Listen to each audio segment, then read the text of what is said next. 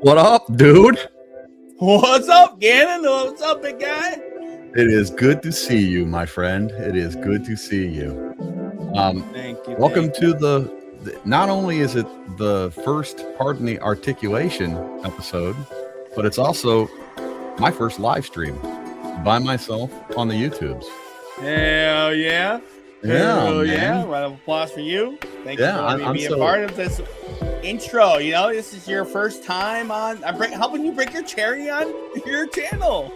Boom. Woo! Boom. It's not that I've never done this before because I've done lives lots. My mug's on here all the time. It's always on this thing. But anyway, for those of you that are going to come in or that you're going to watch the replay later, welcome to Pardon the Articulation. It's a new weekly Sunday show right here, same time, same channel. Domesticated Caveman, my own IG thing. Oh, wait, this is YouTube. Mm-hmm. Oh yeah. Same handle though. Same handle. Yeah, same handle. Welcome in, Kay. What you got, man? Anything special in your life? No, well, I actually have a lot of personal things going on. My life is hectic in a great way. I might have a new job opportunity coming up in the near future. It's been chaotic. I've been shopping and got some new figures in. I'm pumped. I'm happy to be here joining you. Welcome in, everybody. Pardon the Articulation. It is going to be a lot of fun.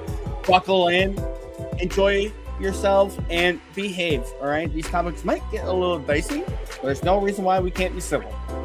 That's right.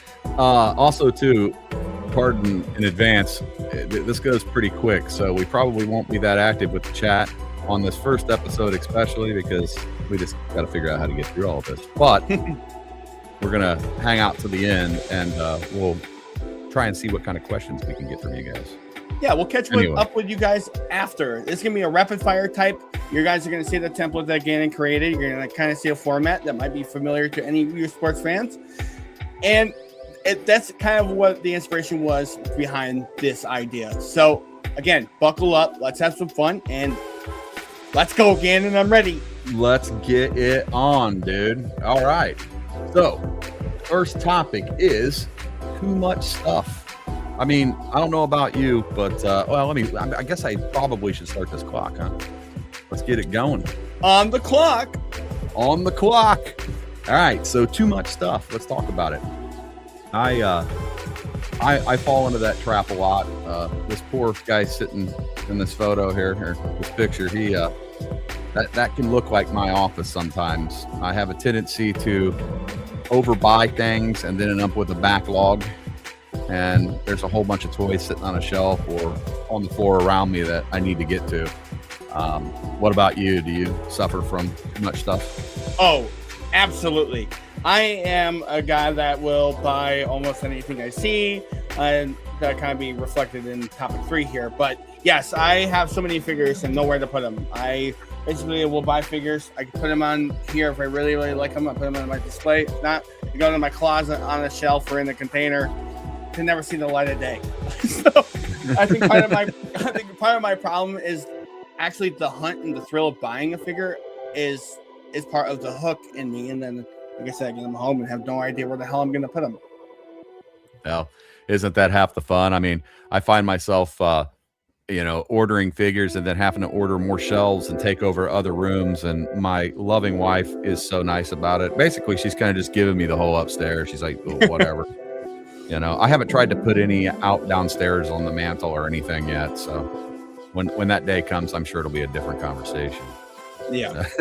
I'm in the same boat. I literally had to designate a room and office in my collection and my photography. So it's like, yeah, it definitely is too much stuff, but it's part of the fun. I am addicted. I'm probably never going to stop buying anything. Kind of give me an excuse also to sell some stuff that maybe I don't like. So you can make room for the stuff you really do want, and then you can kind of get over the whole, oh, I needed to buy this thing, and now you can sell it. Yeah, no doubt. All right, well, I can tell you right now, I'm probably not going to stop buying too much stuff. But anyway. Me neither. All right, man. So we've got buy versus build. I've recently, H over on the H files on Go Figure Photo Feature. I mean, he kind of got me into it with some of his tutorials that he was doing, and then I'd pick things up and you know. On the YouTubes, I can get my hands on, figure out how to build these dioramas and what to do. And slowly but surely, it's become kind of a major hobby of mine, 3D printing, all that good stuff. So I don't know, man, you a builder or a buyer? I am the buy it guy. It's a matter of convenience, and just for me personally, I'm very not creative or handsy. I would not be able to put together a diorama if somebody, paid me to. It'd be very poorly made. But there is a convenience of buying the extreme sets, which I'm a big fan of. But if you are creative and can do build your own dioramas, it would be very rewarding to see that type of stuff come to life. It's interesting you say that about the extreme sets, because I had a whole different experience with them. I have a few of those too, but I found that putting those together made me want to Hulk smash things as much as anything else in the universe. Man, I got that subway car, dude. I was trying to put that thing together. I swear I almost threw it out the window 6 times. And I there's parts of it that are probably ripped and taped and everything else, but at the end of the day, they do make a good product over there. So I can see it. Some of the props that they have for their dioramas are they're really finicky and they're tough to put together, but the actual dioramas itself, where it's 4 walls or 5 walls, you can have just the back panel or the floor panel. It's really nice because they're you can move them around, right? You can pick a different panel for a different whole photo. So it's I'm the buy it guy. You can be the build it guy, but there's room for everybody, right? That's right. To each their own, buddy. To each their own. Kind of along with some of the other topics of, too much stuff. I think FOMO. I just did a video about this on the channel, and I think FOMO kills creativity. And I probably should reset the clock. But I think FOMO kills creativity for me. I'm not saying it does for everybody. It may be motivational factors for some people. I've got this figure now. I got to shoot it. I see a figure and I'm like, I'm going to buy that because that would make a really cool shot. And plus, I'm scared to death I'm going to miss out on that figure, and then somebody else is going to get it, and then I'm going to see the shot and wish I had the figure to take the shot. And all of that's kind of dumb inside my own head, because at the end of the day, I end up with a bunch of stuff that it's like, why did I buy this? Right. I don't care about this figure. What about you, dude?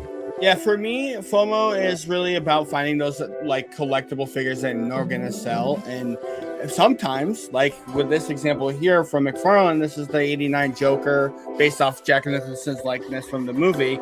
I will pay a price increase to get him. If I can get him for $10 more, I'm going to buy him, because I do not want to miss out on that figure. He's going to be highly somebody that's sought out for, so I want that in my collection. But you mentioned the whole getting a figure so you didn't miss out on being able to promote it, whatever, first. Yeah. I think that's a big part of why people buy stuff. Yeah. I caught myself in that trap big time, where it would be, hey, I need to get this figure first because I'm going to get it on the day it drops so that I can get a really cool shot of the figure. And then because I get a really cool shot of the figure, I'll be the first one out there, and that'll make it awesome. And the truth of the matter is you're never the first person, because there's somebody that's some creators out there, big creators, get a hold of these things weeks before. So there's already a bunch of photos of the thing out there anyway. It's like, okay.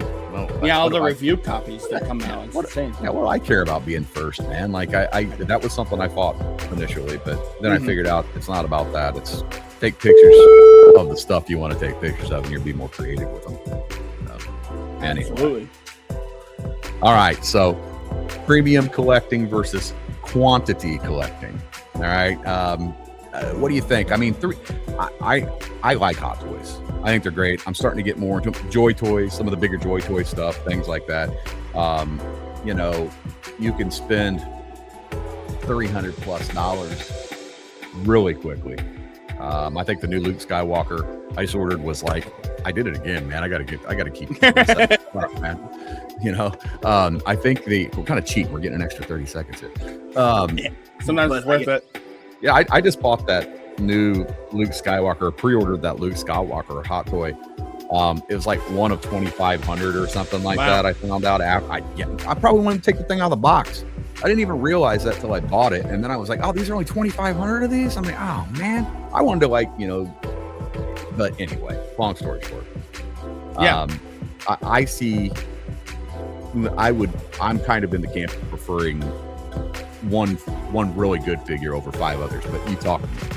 Yeah, I own one hot toy. It's in a box because, like you just said, it's way too freaking expensive for me to want to open. And the other part with hot toys, which is part of the idea with the whole premium collecting, is that they're really lifelike. But my concern with buying really high priced figures is that they are very delicate. I mean, you get a crease in some clothing for a hot toy. Some of those figures are done. That crease is it. You're never getting that out. That type of delicate nature of those figures really do determine for wanting to buy a lot of them. Also, I don't want to take them out of the box because they are expensive and they're going to hold their value. So not that I want to sell them, but it's like, what do I do? It's one of these expensive things. Yeah, I think you're nailing it on the head. I mean, are you a collector or are you? I don't know. There's just different levels of collecting.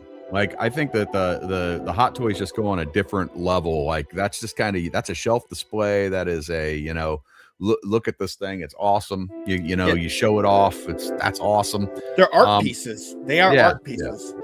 My Marvel Legends, not so much, but I like taking pictures of those. So, but I could see myself definitely going from buying 5 Marvel Legends a month to 1 hot toy. Not me. Not me. I'll buy my McFarlane's and I'll stay with that. All right. A hotly debated topic, the great AI art panic. And I call it the art panic, but I work out there in the real world and there's a little bit of panic going on about it pretty much everywhere. I have different thoughts on this. Number one, if your biggest concern with AI is that it's going to make a picture that looks better than what you can take with your camera, you need to look deeper into AI because it's a lot scarier than that. Yeah, right. On a lot of levels, but at the same time, I'm not tripping about it. What about you, man? I think AI has its place. It's very applicable in certain areas. I don't think there's anything wrong with AI. Speaking of photography specifically, on action figure photography, my opinion, this is my opinion, my rule of thumb is that, in my opinion, I'm going to say it one more time, it should not take up more than 30% of your photo. I feel like 70% of your photo or more should be the action figure, maybe some diorama pieces, your lighting, all that stuff should dominate your photo. If the majority of the AI it's more than 30%, then it's no longer an action figure photo. I think that's going to be more an AI photo, which there is a place for. There is a whole market of people that love 100% AI photos, and it's working. You can see pages on Instagram that are very successful with 100% AI images. So who are we to tell you you're not allowed to use it? That those guys suck. They suck enough to where they've got 75,000 followers and 10,000 likes on every one of their things. So it's not even the same category as toy photography. So no. I don't get wound up about it. And, I get there's some people out there in the toy photography community that are using AI, that they're acting like they're not using AI, but they're using AI. And there's different levels of AI. Are you using generative fill, or are you, what are you using exactly? So, at this point in time, I'm going to go with my generation's 2 favorite words, whatever, and doesn't even matter. And I'm just going to leave it at that. Yeah. Anyway, let's talk a little bit now about Marvel burnout, man. So I'm going to be the first person to admit, I was a little burned out on Marvel after Endgame, dude. I got sick of all those friggin' Disney shows, man. It's like I got to keep track of this to know what happens in that and give a crap about this because of that. I mean, why do all of them have to intertwine in one universe?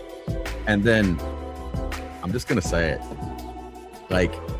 This new one that's coming up, I mean, for real, dude, it's the same actors. Nobody's saying that out loud.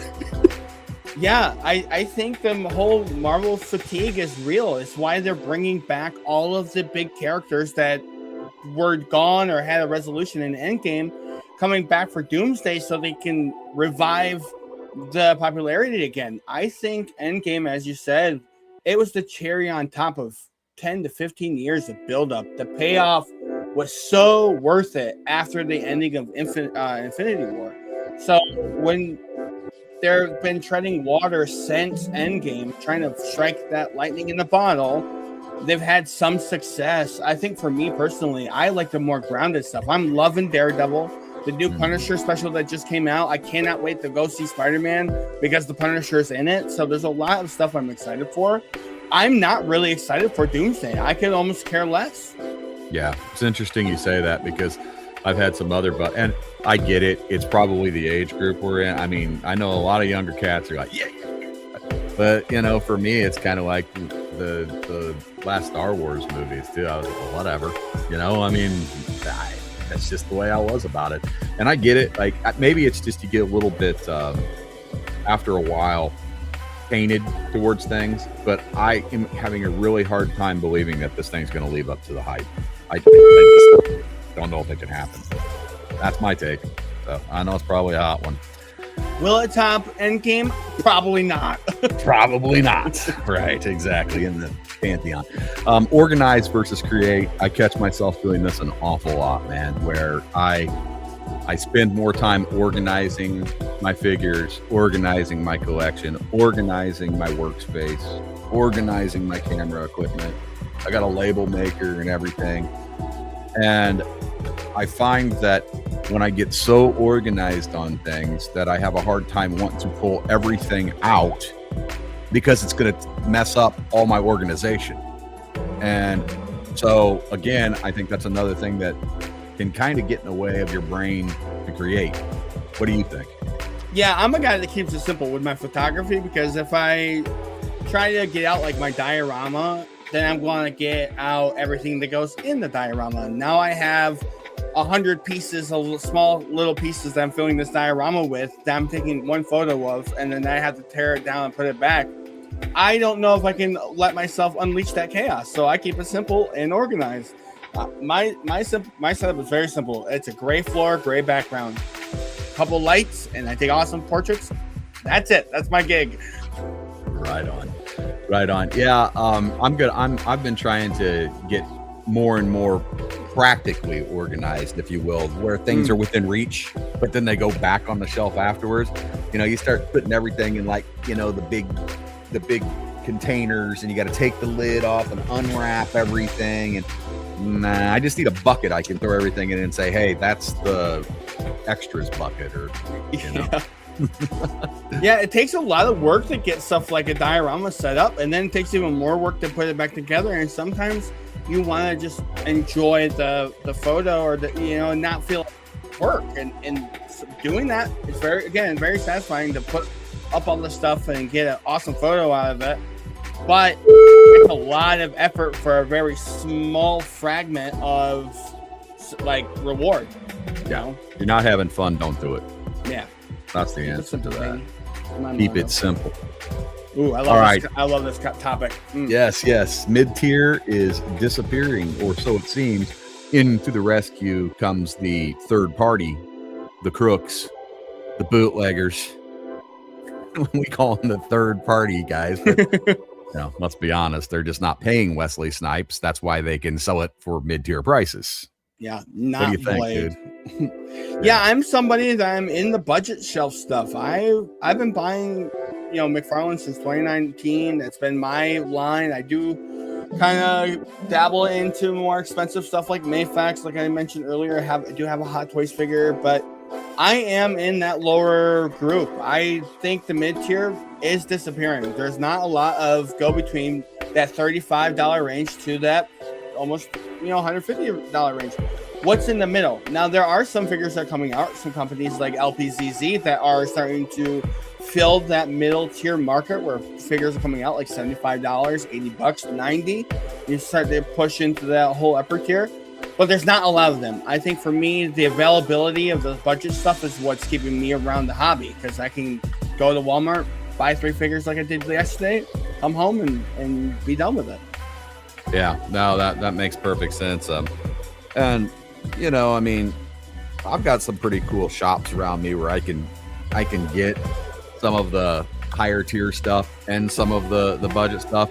They do have a little spot where sometimes you can find, you know, I don't know, dude. There used to be, it depends upon which line you're buying, but like SH Figure Arts, I mean, you want to say that used to be kind of like in the middle there, but man, now they got 120. I mean, there's $180 friggin' Mezco Dr. Doom out there. Yeah. I think my final thought on that is you can find compromises that make sense. I mean, you just mentioned Dr. Doom. Marvel Legends has an awesome Dr. Doom that is, I mean, looks almost as good. Yeah. What, you're going to pay a couple extra dollars for maybe some better articulation or better quality fabrics? I mean, is it worth it? I know you could probably get a nice soft goods cape for that thing and, you know, on Amazon and be good to go. But anyhow, all right, let's talk about gatekeeping in the community. I didn't even know what it was when I first started doing things like, you know, toy photography. And I got to be honest with you, I think it's a joke. The reason I think it's a joke is because what gate are they possibly keeping? I mean, to be a gatekeeper in the toy photography community, I mean, that's pretty freaking lame. Yeah, it's ridiculous. I mean, if you think about it too, this whole idea of photography, action figure collecting, and even art, or just in general, community, right? If these guys are beating their chest about community, but they're the first ones to keep you at arm's length. They don't want to give you any tips for success. They don't want you to be successful because then all of a sudden they find that you're a competition. It's supposed to be a collaborative effort, a think tank, as you will. We're supposed to inspire each other to create and buy action figures and keep the hobby going. And people are like, you can't do that, or blah blah blah, whatever it is. It's a joke. I mean, come on, guys. You know why those guys really hate AI, right? It's not because it's the photography part of it. It's because I can go to AI and ask the same questions to AI that one of those dipshits couldn't give me, you know, that they want to gatekeep on, and AI will give me the answer now. So nobody needs the actual answer too. If you're a gatekeeper, you're stupid. Go away. Nobody cares. But anyway, yeah, it's just a toxic it's a toxic behavior, toxic trait that I need to be better than you, or I feel like I need to be smarter than you in X, Y, or Z topic, whatever, right? So these people are like, they want to feel like they can look down at their nose at you and be the smartest person in the room. When they come to find out, they're usually not. They're usually not. They just got there usually riding somebody else's coattails to be successful. Well, yeah, you're exactly right. At the end of the day, it's toys. Congratulations for being king of the toy nerds. Yeah. Anyway. Yeah. Enjoy that thought. Enjoy that. Oh man. So anyway, one hobby survives, man. What do you think? I got a lot of hobbies. My wife can attest to that. My wallet can certainly attest to that. My spare time, the things that I don't get done because I'm working on a hobby instead of something else I should be working on. The hobbies I don't get done because I'm too busy working on a hobby instead of the hobby I should be working on. So I think probably, what do you think? You got a lot of hobbies? Yeah, I'm a very hobby-centric guy. I love video games, watch movies, listen to music, play with action figures, you know, all this stuff, photography. To boil it down to one, it would be very tough for me to do because, like, I find so much passion in media, right? Movies, TV, and then video games. If I had to pick and choose between those two, I don't know what the hell I'd do. I just did a poem. Hey, I'm a natural born poet, guys. There you go. Poet and don't know it. Don't know it. I would definitely be having a hard time to figure out what hobby I was going to pick. I'd probably stick with movies and TV for me. Yeah, right on. It would be photography for me, but that doesn't limit me to just toy photography. I think if you put a camera in my hand, you know, you strap it on your back, get on the motorcycle, ride out in the middle of nowhere, find an old abandoned building, whatever you can find to take photos of. That's something I've always really enjoyed. Toy photography is relatively new to me. I like it because I can do it directly behind me, spin around there. I'm not having to travel all over the place, and I'm not dealing with, I don't know, another person most of the time. Although these little articulated boogers can be a handful. Absolutely, they can, especially if you're buying McFarlane with the damn ankles. Oh, that we'll debate the McFarlanes on another day. That'll be it. Yeah, we'll have to take 15 minutes just on that one. So yeah, because anyway. trust me, I get heated about it because people have really stupid opinions. Yeah.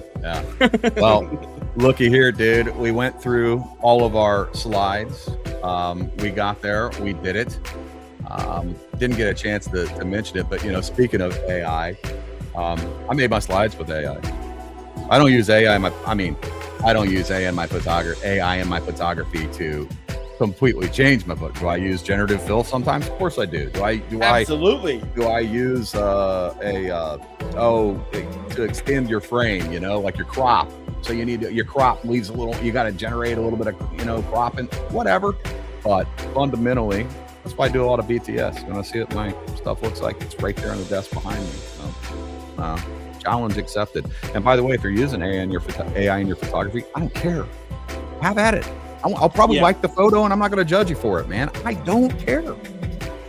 I can definitely see. I can see where people are coming like, oh, AI is cheating. You're taking away the heart and soul of the hobby.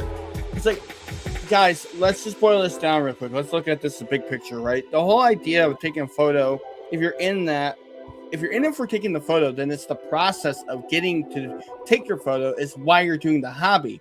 Some people can't buy the action figures, can't get the dioramas, don't have a good quality camera, or can't buy one, even if they have a phone. Maybe their phone doesn't have a good camera, but they still want to partake in the hobby. They will use AI so they can be a part of the community. And I don't know if that thread is spoken on enough. I mean, there are people who can't actually do any of the hobby, so they use AI to be a part of it. And by the way, it's freaking successful. There are pages on Instagram that are 100% AI that are killing it. So there's a market out there for AI. Like it or not, AI is here to stay. It is what it is. It's already in everything you're watching, music that you listen to, movies that you want to go see, video games that you play. It's in everything. So get with it or get lost. I don't know what to tell you. If you're using AI in your photos and you're telling people that you're not using AI in your photos, then I don't like that. But at the same time, whatever. I mean, at the end of the day, we can all tell. So true. That's true. It's fine. The other thing that because that's a subject that I definitely think that we could go on and on about forever, but I don't know. But I think it's like I just said. I mean, it's two different categories of photography for me. If you feel very, very passionate about it and it upsets you, I mean, first off, I'd ask who's paying you to do your photography, and why are you worried about who's doing photography their way? Because you're not getting a paycheck for it. It's Instagram, man. Yeah. It's Instagram. Anybody can put anything they want on there. You got to look at it. You got to like it. The next time that you yuck somebody's yum, take a look at how many likes their thing has, and then get mad about that or whatever. But different strokes for different folks, man. Everybody likes a different flavored ice cream. So that's right. Is what it is. Is what it is. All right, man. We're gonna wrap this one up. Keep these nice and short. We're gonna try and also do a little pre-recording on some of these. So we'll do live premieres. It'll always be live Sundays at noon. Sometimes, most of the time I think we'll get in here live, but if jobs and different things happen, we'll pre-record these and then we'll do a live premiere so we can come out and hang out in the chat. I think we'll be able to debate with them. Yeah, we'll debate in the chat. That'll be fun. Also too, at the end of these live ones, we could probably do some Q&As when we actually advertise this and get a whole bunch of people in here one of these days. That'd be fun. But we appreciate it. I saw a couple guys coming in, and we appreciate y'all very, very much. So thank you everybody for watching and joining Gannon and I as we get on this whole the articulation train. If you're watching this after the fact, after we are ending our recording, thank you so much. Leave a comment on the video and tell us what topic you guys want to discuss. Give us some ideas of next week's episode, if I can speak. And we will, we're hoping to expand this and have a lot of fun. So be a part of the community. Subscribe if you're new. Like the video. Share it with a friend. And get the word out there because we have a lot of stuff to discuss. What he said. We'll see y'all later. Bye-bye.